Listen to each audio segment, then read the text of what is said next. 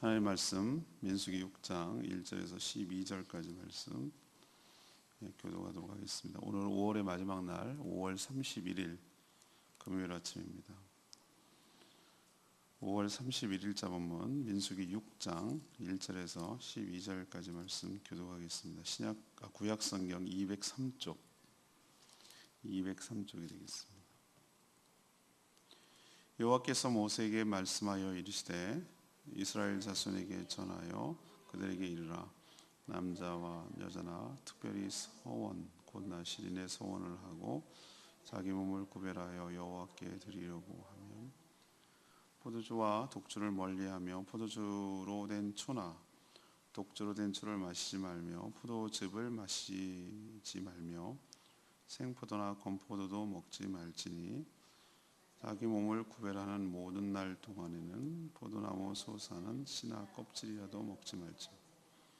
그 서원을 하고 구별하는 모든 날 동안은 삭도를 절대로 그의 머리에 대지 말 것이라. 자기 몸을 구별하여 여호와께 드리는 날이 차기까지 그는 거룩한즉 그의 머리털을 길게 자라게 할 것이며 자기의 몸을 구별하여 여호와께 드리는 모든 날 동안은 시체를 가까이 하지 말 것이요 그의 부모 형제 자매가 죽은 때라도 그로 말미암아 몸을 더럽히지 말 것이니 이는 자기의 몸을 구별하여 하나님께 드리는 표가 그의 머리에 있음이라. 자기의 몸을 구별하여 모든 날 동안 그는 여호와께 거룩한 자니라. 누가 갑자기 그 곁에서 죽어서 스스로 구별한 자의 머리를 더럽히면 그의 몸을 정결하게 하는 날에 머리를 밀 것이니 곧 일곱째 날에 밀 것이며 여덟째 날에 산비둘기 2마리나 집비둘기 새끼 2마리를 가지고 회막문에 모아서 제사장에게 줄 것이요 제사장 그 하나를 속죄제물로 하나는 번제물로 드려서 그의 시체로 말미암은 죄를 속하고 또 그는 그날에 그의 머리를 성결하게 할 것이며 자기 몸을 구별하여 여호와께 드릴 날을 새로 정함 1년 된 순양을 가져다가 속건제물로 드릴지니라. 자기 몸을 구별한 때에 그의 몸을 더럽혔은즉 지나간 기간은 무효니라. 오늘은 그 서원에 대해서 이야기를 하는데요. 하나님은 특별히 구별하여 헌신하려는 그 나실인이 지켜야 할 규례에 대해서 오늘 말씀하십니다. 우선 포도나무에서 난 것은 어떤 것도 먹지 말아야 했습니다. 또 머리털을 자르지 말아야 하고 그냥 자연스럽게 자라도록 해야 했습니다. 시신을 또 만져서는 안 됐죠. 또 혹시 의도치 않게 시신을 만지게 되면 소원한 기간이 무효가 됩니다. 그래서 정결하게 한 7일 후에 머리를 밀고 속죄제, 번제 그리고 다시 헌신의 의미로 속건제를 드리고 나서 다시 시작할 수가 있었습니다. 오늘 질문은 나실인은 어떻게 살아야 하는가? 이것이 오늘의 질문입니다. 먼저 누구나 자신을 들여 헌신할 수 있음을 우리에게 가르쳐 줍니다. 하나님은 성막에서 제사를 집전할 수 있는 사람을 아론 그리고 그의 아들들로 제한하셨습니다. 그리고 이들을 제사장이라고 부르고 세우셨죠. 또 나머지 레위 지파 자손 세 가문을 따로 세워서 제사장을 도와서 성막에서 일할 수 있도록 그렇게 조치하셨습니다. 자, 이렇게 딱 레위 지파, 제사장 이렇게만 제한하면 그럼 나머지 백성들, 지파 백성들은 하나님을 섬길 수 없을까? 사실 하나님의 군대로서 이렇게 싸워나가는 하나님 나라를 위해서 섬기는 거지만 정말 하나님만을 위해서 온전히 헌신돼서 섬길 수 있는 길이 없는 걸까? 그렇지 않다는 거예요. 하나님께서 길을 열어놓으셨어요. 어느 지파, 누구라도 심지어 오늘 6장 2절에 보면 남자나 여자나라고 표현하고 있어요. 당시는 여성은 카운트에도 안 들어가는 거 보면은 이런 조치는 굉장한 파격적인 조치예요. 누구라도라고 개방해 놓고 있는 것을 볼 수가 있어요.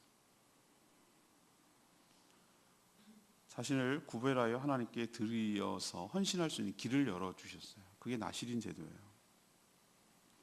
하나님은 특정한 사람의 헌신만 받지도 않으셔요. 또 그리고 기간을 스스로 정할 수도 있었어요. 대부분 나실은 평생 동안 헌신할 수도 있지만 또 일정한 기간, 자신이 정한 일정한 기간만 특별히 또 일정한 일을 위하여 특별히 이렇게 헌신할 수 있도록 하나님께서 열어주신 거예요. 이들은 성경에서 오늘 뭐라고 표현하냐면 나실인이라고 구별된 사람이라는 의미로 나실인이라고 하나님께서 부르도록 그렇게 했습니다. 그러니까 최소한 기간은 30일 이상으로 정해놨어요. 평생 동안 할 수도 있지만. 이 대표적인 나실인이 구약에서는 누구죠? 여러분이 잘 아는 사사 시대 때 이 삼손은 머리털도 하지 말고 시체도 만지지 말고 독주도 마시지 말고 그렇게 했단 말이죠. 그 엘리야 선지자 같은 분도 나실인의 개념이에요. 그러면 신약에 넘어오면은 신약인지 구약인지 애매하긴 하지만 마지막 구약 시대 인물이라고도 말할 수 있는 세례 요한이 바로 나실인의 개념이에요. 세속에 물들지 않고 광야에 살며 메뚜기와 석청을 마시고 약대 털옷을 입고 완전 구별된 사람이에요. 근데 저는 이것이 바로 그러면 특별한 지금으로 치면은 선교사나 뭐 사제들 저같이 목회사나 선교사나 뭐 이렇게 전도사 이런 개념으로만 봐야 될 건가? 저 그렇게 생각하지 않아요.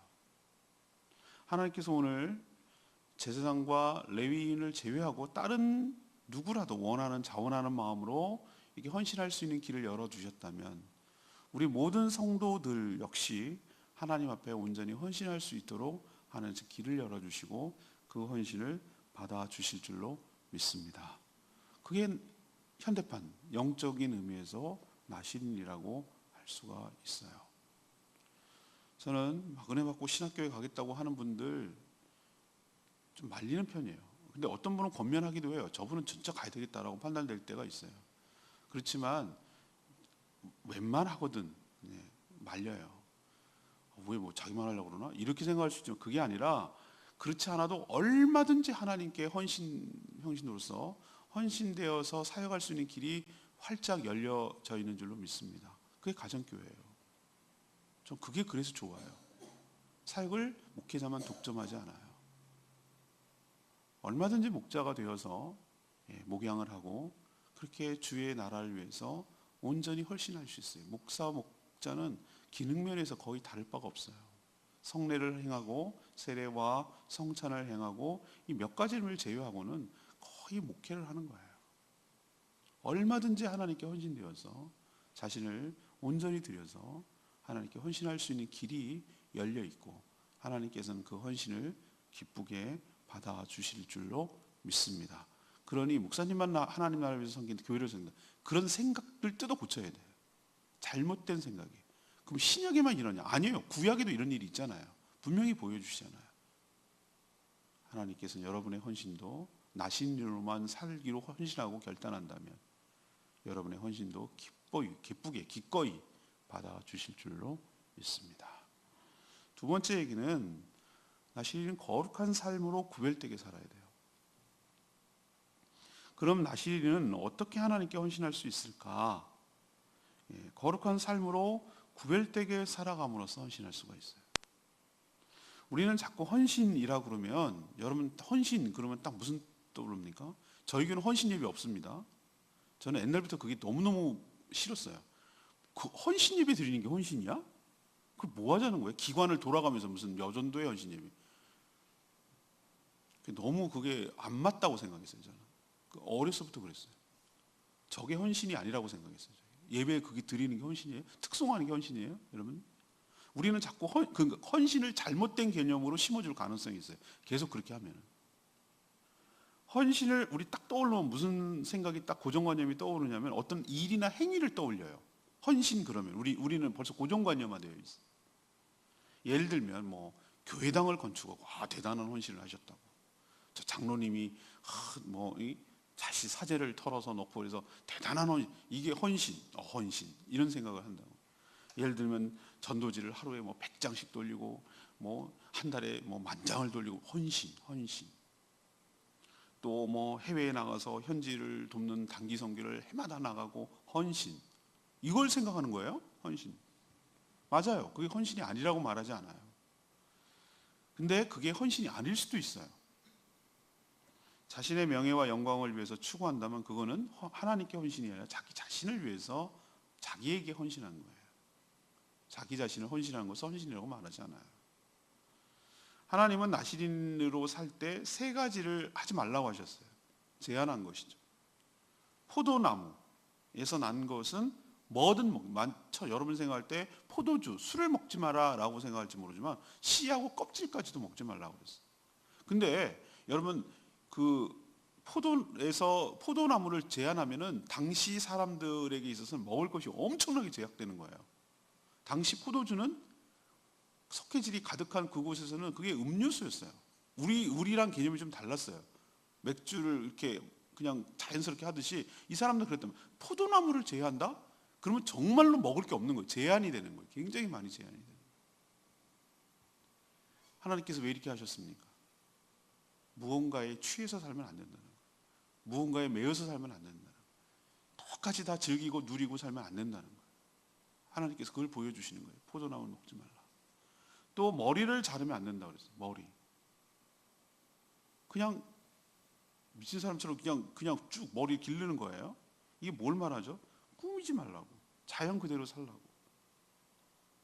그리고 그 긴 머리가 나시린의 표시가 되고 또 영광이 되기 때문에 머리를 자르지 말라고 그랬어요. 뭔가 표시가 있어요. 외적인 표시가 있어야 된다는 거예요.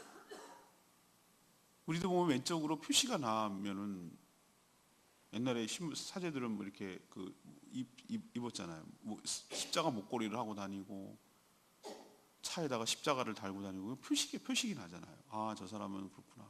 요즘 같으면 it's okay 붙이면 아, 저 사람은 동참하는 사람이구나. 이거 다 알잖아요. 물론 일부러 표시를 안 내는 사람도 있지만 아무튼 표시를 내는 것, 내가 누군지를 잊어버리지 않게 하는 것, 하나님의 영광을 위해서 살자라는 걸 인식하고 살라는 뜻이에요. 머리가 길러진다는 것은. 또 하나는 시체를 만들지 말아요. 부정해지기 때문에. 나시린은 죽음의 반대인 생명을 위해서 하나님께 헌신된 사람이기 때문에 심지어 가족들이 죽었어도 장례는 지를지 모르지만 만지지는 말라고 그랬어요. 자, 그럼 여기서 우리에게 두 번째로 도전하고 알려주는 게 있습니다. 우리는 헌신 그러면 뭘 행하는 걸로 알고 있는데 오늘 하나님 말씀에 의하면 거룩하게 구별되게 살아가는 삶 자체가 헌신인 줄로 믿습니다. 이게 훨씬 더 어려워요. 뭘 하는 거 안 해올 수도 끝나면 그만이니까. 그러나 나시린으로 사는 동안에 내내 이런 것을 제약을 하며 이것을 스스로 삼가며 이렇게 살아가는 거 이거 보통 쉬운 게 아니에요. 살아가는 거룩하고 구별되게 살아가는 것 자체가 구별되게 내가 살아가는 그 자체가 하나님께 온전히 헌신된 일인 줄로 믿습니다. 자꾸 뭘 하려고 들지 마시란 말이에요. 내가 거룩하게 구별되게 사는 게 중요하단 말이에요. 남 하는 거, 세상 사람들이 하는 거 다 똑같이 하고 똑같이 누리고 똑같이 하고 그렇게 하면서 내가 어떻게 거룩한 성도로서 구별된 삶을 산다고 말할 수가 있겠어요. 남도 먹으면 나도 먹어야 되고. 요즘 많이 무너졌어요. 아니 뭐 술 한잔 하는 게 어때? 시원하게 뭐 캔맥주 하나 하는 게 그게 뭐가 문제고 대세야? 그게 뭐 술이라고 생각하겠어요? 그냥 가볍게 한잔 하는 거지. 이렇게 생각한다니까요. 전혀 나시린의 거룩한 삶이 뭐로 당신이 성도입니까? 뭐로 당신은 하나님을 섬기고 하나님께 헌신된 사람입니까? 표시가 안 나. 그러면서 내가 뭘 하나님을 위해서 헌신한다고 말할 수가 있겠어요? 헌신은 행위가 아니라니까요. 내가 거룩히 살아가는 게 헌신이라니까요. 전혀 구별됨이 없다면, 거룩함이 없다면 그건 성도의 삶이 아니고 나신의 삶이 아니에요. 여러분도 뭘 하기 이전에 하나님께 거룩하게 구별되게 살아가는 헌신된 삶이 되길, 나시린의 삶으로 살아가게 되기를 간절히 축복합니다. 오늘은 3가지만 여기 얘기했지만 우리는 확대돼서 생각해야 돼요. 새 속에 물들지 아니하고 죽음의 반대, 생명에 헌신하고 세상에 취하고 세상에 속하고 세상의 것들을 추구하고 살지 않아야 되는 그 삶, 구별된 거룩한 삶, 이것이 나신의 삶임을 기억하시기를 바랍니다. 세 번째 얘기는요, 이 연약해서 넘어져도 재기할 수 있다는 것을 우리에게 보여줘요. 이 나시린으로 살겠다고 이제 굳은 결심을 했죠. 했지만 자신의 의지와 상관없이 이 나시린의 규례를 어길 수가 있었어요. 살다 보니까. 물론 의도적으로 어긴 거야. 그거야 당연히 하나님께 용서를 구해야 되지만, 내가 의도지 않았는데도 내 의지와 상관이 없이 그런 일이 생길 수 있다 이거예요. 뭐 예를 들면 누가 갑자기 자기 곁에서 쓰러졌어, 죽었어요. 그러면 나는 내가 막 맞으려고 적극적으로 의지적으로 하지 않았지만, 나도 모르는 사이에 그 사람을 부축하는 과정, 뭐 치료하는 과정에서 시체를 만지게 된 꼴이 돼버렸잖아요.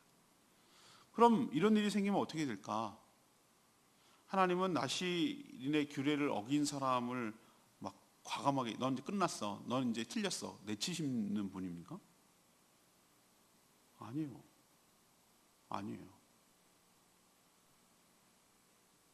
이제는 그러면은 하나님께 다시는 헌신할 수 없는 사람이 되는 겁니까? 그렇지 않아요. 오늘 아침 신문에 보면은요, 북한 참 무시무시해요. 지난번 하노이 회담이 결렬됐다고 그 회담을 주도했던 실무자들 공개 처형, 숙청, 정치범 수용소. 이래서 북한이 독재 국가예요. 우리도 뭐 하다 보면은 실수할 수 있잖아요, 공무원들이. 그렇다고 해서 그들을 총살, 뭐 이렇게 합니까? 그렇진 않잖아요. 물론 면직은 시킬 수 있어요. 도저히 같이 일 못해서. 그럴 수는 있지만 공개 처형, 뭐 수령을 모독하고 미국 편에 들었다나? 이래서 안 돼, 북한은. 내가 그런 생각을 하긴 했어요. 자, 하나님은 그런 분입니까? 하나님은 냉정한 분이고, 필요할 때 쓰고 없으면 내치고, 능력 있으면 쓰고 능력 없으면 과감하게 버리고, 이런 분입니까? 하나님? 안 그렇다는 거예요. 안 그렇다는 걸 우리에게 보여줘요. 그럼 어떻게 다시 헌신할 수 있을까? 재기할 수 있는 방법을 오늘 하나님께서 설명하고 있어요. 물론 규례를 어긴 순간 그 서원이 무효가 돼요. 규례가 있기 때문에. 그렇지만 몸을 정결하게 한 후 7일째 그 자신이 나신의 헌신과 영광의 상징으로 살아왔던 그 머리를 밀어야 됐어요. 그때 얼마나 그 서운했겠습니까? 그죠? 머리를 민다는 거. 여성들은 막 삭발하라 그러면 눈물 뚝뚝 흘리대요.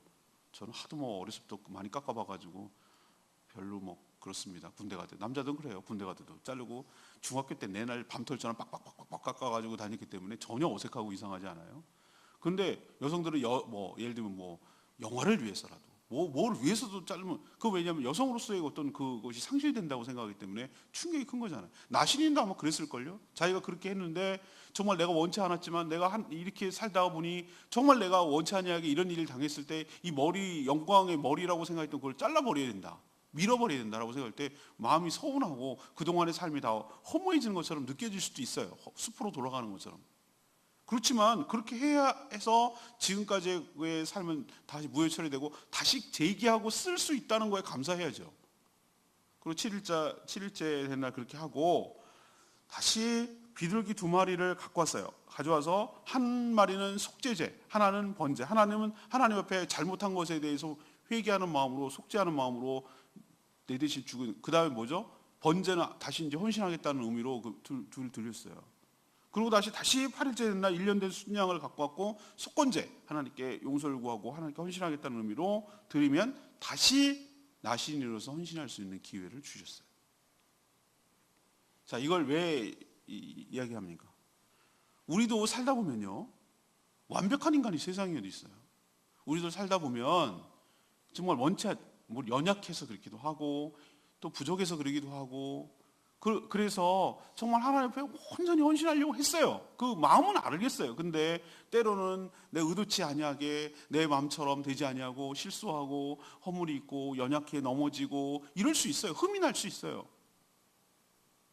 근데 여러분, 이제 나는 안 돼, 틀렸어, 나는 안 되는 사람이야 라고 하고 뭐 교회를 떠나거나 신앙을 떠나거나 이러지 말고 다시 하나님 앞에 와서 회개하고 다시 하나님 앞에서 용서를 구하고 다시 하나님 앞에 결단하고 헌신하면 그리스도 보혈로, 속건제는 바로 그 순양은 그걸 의미하거든요. 보혈로 좀 이따 얘기하겠지만 덮어주는 거예요. 그래서 다시 한번 하나님께서 재기하고 쓸 수 있도록 은혜를 주실 줄로 믿습니다. 그러니 실패하고 좌절하고 넘어지고 연약하고 실수했다고 좌절하고 포기해서는 안 돼요. 거기서 멈춰서는 안 돼요. 다시 진심으로 회개하면, 그리고 다시 하나님께 헌신하면 다시 여러분들을 사용하시고 여러분의 헌신을 기쁘게 받아주실 줄로 믿습니다. 저는 오늘 12절 말씀이 레마의 말씀이에요. 자기 몸을 구별하여 여호와께 드릴 날을 새로 정하고, 이 제기할 때 쓰는 표현이에요. 1년 된 순양을 가져다가 뭘로 드리라? 속건제물로 드리라고 그랬어요. 하나님 필요할 때 부려먹고 흠이 생기면 바로 버리는 그런 비정한 분이 결코 아니에요. 물론 거룩한 분이시기 때문에 거룩함을 요구하시지만 제기할 기회를 주시는 자비와 사랑과 은혜가 풍성하신 분인 줄 압니다. 속죄하고 헌신하면 다시 받아주시는 분이에요. 그러나 그 속죄의 근거가 뭡니까? 어린 양 되시는 예수 그리스도의 보혈뿐임을 믿습니다. 속건제로 드린 1년 된 순양이 뭘 상징하겠어요? 신약에서 예수 그리스도의 보혈이란 말이에요. 우리 힘으로 다시 제기할 수가 없어요. 그 보혈의 은혜를 입어야 돼요. 그 보혈을 힘입어서 덮어서 허물이 사라지고 덮어지고, 없어지는 게 아니에요. 덮어지는 거예요. 가려지는 거예요. 우리가 완벽하지 않아요. 근데 주님께서 그 보혈로 덮어주세요.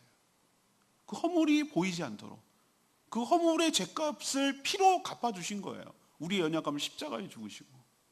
이 속건제로 죽는 순양은 얼마나 억울하겠어요. 왜 내가, 만약에 여러분 양이 말한다고 칩시다. 아니 왜 내가, 이렇게 생각하지 않겠어요? 예수님이 그렇지 않겠어요? 왜 내가, 이런 생각 안 하겠어요? 근데 그 십자가의 보혈을 흘렸기 때문에, 속건제의 순양이 죽었기 때문에 그 사람이 다시 제기할 수가 있는 거예요. 우리도 예수님 보혈 때문에 연약하고 흠이 많아도 다시 회복되어서 제기할 수 있는 줄로 믿습니다. 이게 은혜죠. 이게 은혜 아니겠어요? 구약에도 굉장히 하나님 냉정한 것 같은데, 어떨 땐 너무 공의롭고 아주 탁탁 부러질 것 같은데, 이런 은혜가 있어요. 이런 은혜가 있어요. 우리도 우리 자신에게조차 실망할 때가 있어요. 넌 안 되겠다 진짜. 너도 그런데 남들이 너를 어떻게 생각하니? 이럴 때가 있어요, 여러분. 저도 그렇게 생각할 때가 얼마나 많은데요. 야, 너가 어떻게 목사를 하냐? 뭐 이런 생각이 들 때도 있어요. 자괴감이 들 때가 있어요. 그렇지만 하나님께 진심으로 회개하고 헌신한다면 여러분의 헌신을, 제기를 받아주시고 다시 써주실 줄로 믿습니다. 오늘 질문이 뭐였습니까? 나신일이라고 표현했는데요. 이게 구약성경에 나오는 독특한 개념이에요. 그럼 어떻게 살아야 되냐? 이걸 우리에게 적용하면 어떻게 됩니까? 우리 성도는, 우리 예수 그리스도를 믿는 성도라면 어떻게 살아야 됩니까? 이걸 이렇게 적용해도 돼요. 똑같아요. 첫 번째는 어떻게 하죠? 누구라도 성도라면 자신을 들여서 헌신할 수 있다라는 걸 생각해야 돼요.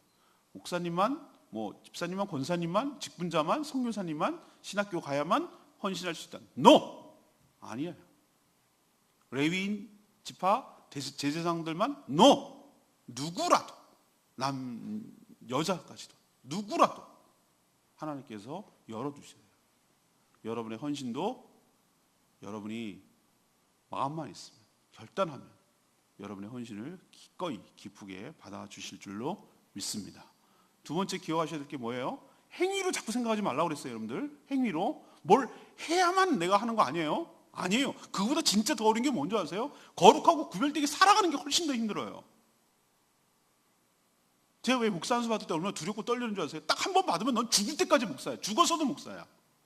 너 그거 책임질 수 있겠어? 너 그렇게 살아갈 수 있겠어? 얼마나 부담스럽게요, 여러분들. 엄청 부담스러워요, 그게. 그래서 막 잠이 안 와요, 잠이 안 와. 노래를 못 부르겠다고, 찬양을. 부름받아 나서님은 어디든지 가오리다. 하나하나가 너무 부담스러워. 아골골짝 빈들에도, 아골골짝은 무슨, 막 이런 생각도 들고, 모든 종기 영광, 멸시천대 십자가는 내가, 뭐 이런 생각이 자꾸 들어서 이거 괜히 하나? 너무 부담스러운 거예요. 근데 하나님께서 하실 수 있도록 힘을 주실 줄로 믿습니다. 하나님께서 내가 하나님께 그렇게 살겠다고 하나님 결단하고 헌신하면 그렇게 살 수 있도록 도와주신다고. 여러분 생각하십시오. 거룩하고 구별되게 사는 게 헌신이에요. 한다는 것은 그런 삶 가운데 나오는 일부지, 그게 헌신이 아니라고. 세상과 구별돼야 돼요. 세상에 살지만 세상과는 달라야 된다고요. 그래서 목회자들이 술, 담배를 안 하는 이유가 뭐예요? 도박하고 그런 거 하나 하지 않으니 그게 구별된 삶이죠. 목회자만 그렇습니까? 모든 성도가 그렇게 살아야죠. 구별함이 없어. 그러니까 처음에 세상 사람들이 어떻게 생각하는 줄 아세요? 뭐 우리랑 편하고 좋네 라고 생각하죠. 뒤에 돌아가서는 니나 나나 뭐가 다르냐 이거 이렇게 욕한다니까. 처음에는 이 사람 빡빡하게 이 사람 뒤에 가서 독실한 크리스찬이라고 얘기해요.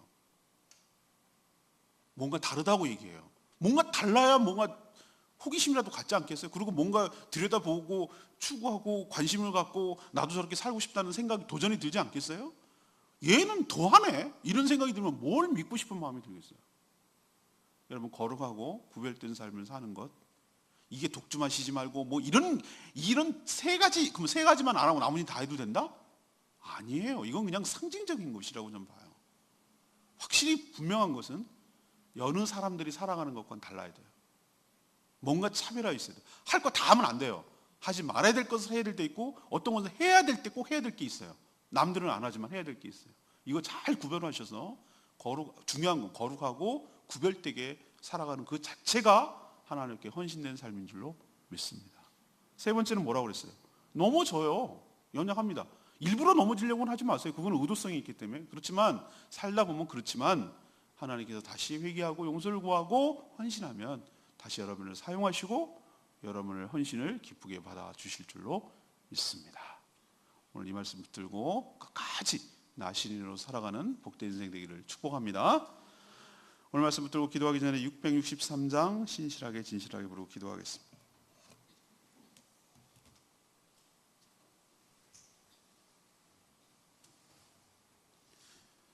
663장 신실하게 진실하게 거룩하게 살게 하여 주시옵소서.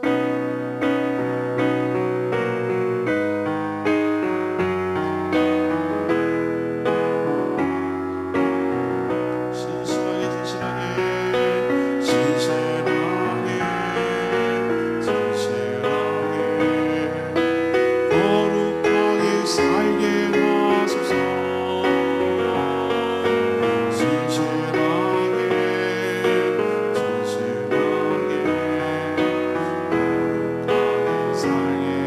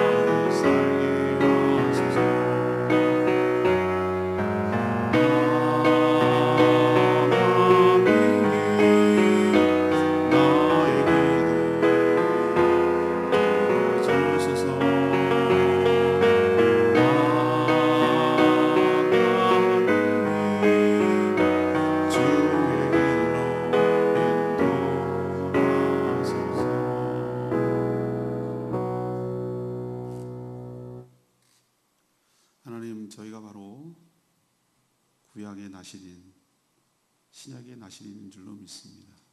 하나님 엄청난 은혜로 구원받았으니 온전히 하나님께 드려 헌신하게 하여 주시옵소서. 무엇을 하는 것이 아니라 거룩하고 구별된 삶을 살아가는 것으로 헌신하게 하여 주시옵소서. 세속에 물들지 않게 하여 주시고 그 가치관을 따라 쫓아가지 않게 하여 주시옵소서. 거룩하게 사는 것이 외롭고 힘들지만 그것이 헌신이며 하나님께 영광이 됨을 깨닫게 하여 주시옵소서. 저희도 언젠가 넘어질 수 있지만 진심으로 회개하면 다시 회복시켜 주시고 우리의 헌신을 다시 받아 주실 줄로 믿습니다. 하나님의 자비와 긍휼을 입게 하여 주시옵소서. 오늘도 간구하는 기도마다 응답하여 주시고 어린이들에게 복음을 전할 때 어린이들이 교회를 사랑하고 좋아하고 그 마음 깊은 곳에 말씀과 복음이 심겨지게 하여 주시옵시고 때가 되면 그들이 복음이 발화가 되어서 꽃피고 열매 맺게 하여 주시고 결실하게 하여 주시고 주님께로 돌아오도록 은혜를 베풀어 주시기를 원합니다. 모이는 목장마다 축복하시고 은혜로 충만하게 가득 채워 주시옵소서. 주님께 모든 것 맡기옵고 예수 그리스도의 이름으로 간구하며 기도합니다. 아멘. 오늘 하루도 주님의 은혜 가운데 살아가는 복된 하루 되길 축복합니다. 5월 잘 마무리하시고 내일부터 6월 새롭게 시작하시기를 축복합니다. 충분히 기도하고 시작하겠습니다.